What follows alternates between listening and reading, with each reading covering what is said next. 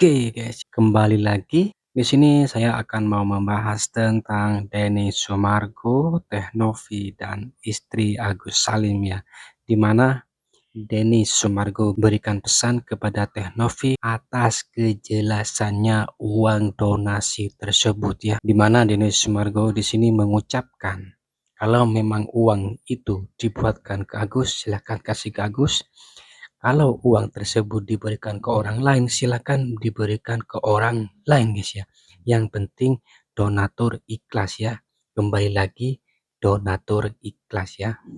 Dan di sini Denny Sumargo tidak mau ikut campur soal kasus Novi dan Alvin Lim ya. Tapi kalau terkait donatur atau donasi ya, Denny Sumargo akan terus pantau guys ya. Dan di sini juga ada pakar ya, pakar mikro itu menjelaskan bahwa istri Agus Salim itu stres guys ya. Stres berat, mungkin tidak ini guys ya, tidak dikasih apalah itu ya. Oleh karena itu silakan kalian tonton full videonya agar kalian paham. Untuk videonya sebagai berikut. Omongannya Bang Farhad waktu di Kemensos ya, Indo nggak tahu yang Novi bukan nggak tahu tuh. Ya oke lah, kamu Bang Farhad lah. Maksudnya semua udah baik-baik aja. Yang penting masalah donasi beres dulu. Karena nomor satu gue masih ada kejanggalan di donasi sih. Maksudnya donasi beresnya kapan sih gitu itu aja sih. Kalau donasi udah beres udah. Kita akan lihat, tapi aku belum bisa pastikan karena itu masih diproses polisi. Kita juga pasti akan minta ini loh, apa sih namanya? Ngobrol gitu konsultasi ya, konsultasi sama pihak kepolisian. Karena jangan sampai nanti kesan yang ditimbulkan juga tidak baik. Tapi kita juga pasti akan memikirkan hal itu ketika ini semua sudah beres. Karena ini kan berangkat dari masalah donasi kan. Jadi donasi beres udah. Jadi gue nggak mau terlalu campurin karena gue ngerasa cukup juga sih dengan masalah ini berkembangnya kemana-mana gitu. Kalau gue nanti komentar nanti tambah banyak. Perlu sih biar diselesaikan dua belah pihak aja. Saya kan seperti yang saya bilang waktu itu di interview, saya hanya menerima perdamaian aja. Apabila dia mau damai, kemudian butuh bantuan saya ya saya pasti akan bantu. Kalau nggak butuh bantuan saya, mau orang lain juga nggak apa-apa. Yang penting kan damai lah, cari damainya. Cuma kalau memang masih mau lanjut ya kembali ke urusan personal masing-masing. Saya juga nggak bisa ngejudge kalau Novi salah atau Alvinnya gimana karena itu kan personal mereka. Kepengennya sebenarnya mau disita atau enggak, paling enggak kejelasan uang donasinya ada. Kalau aku sih. Jadi itu yang aku juga kemarin udah bicara sama pihak Novi. Saya bilang saya pengen kejelasan uang donasinya dipercepat aja. Nah, kalau kalian pengen kasih ke Agus, ya kasih ke Agus. Kalau lu pengen kasih ke mana? Ke orang lain yang membutuhkan ya silakan sesuai dengan keinginan donatur. Karena ini kan uang masih tetap ada tanggung jawab kita ke donatur. Jadi jelas. Jadi kalau donaturnya bilang kasih ke aku sih kasih lah gitu. Kalau dia bilang kasih ke orang yang membutuhkan ya kasih ke orang yang membutuhkan. Udah begitu aja, jangan dipikir ribet-ribet lagi gitu. Paling enggak kejelasan daripada uang donasi ini ada. Jangan kesannya jadi uang donasinya ditahan, nggak ada kejelasan nanti netizen jadi ngeliatnya negatif, ngerti kan maksudnya? Itu aja sih kalau aku. Saya masih ada, kalau nggak ada saya udah bilang kalau nggak ada terus dipakai untuk hal yang tidak bermanfaat gitu, Novi mah dalam bahaya pasti dia nggak akan berani lah kalau kayak gitu. Itu kan kepercayaan publik ya, apalagi donatur punya kepercayaan nggak berani dia.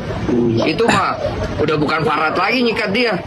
Saya juga bisa maju itu, karena kan saya ada tanggung jawab juga sama donatur.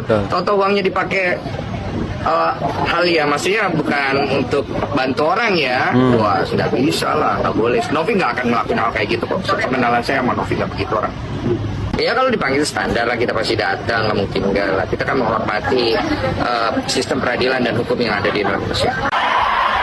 Ini ya pakar mikro guys. Ekspresi istrinya, saya justru melihat Stres guys ya. istrinya ini kayaknya stres banget nih kayaknya. Buat raut wajahnya menunjukkan yang sangat lelah.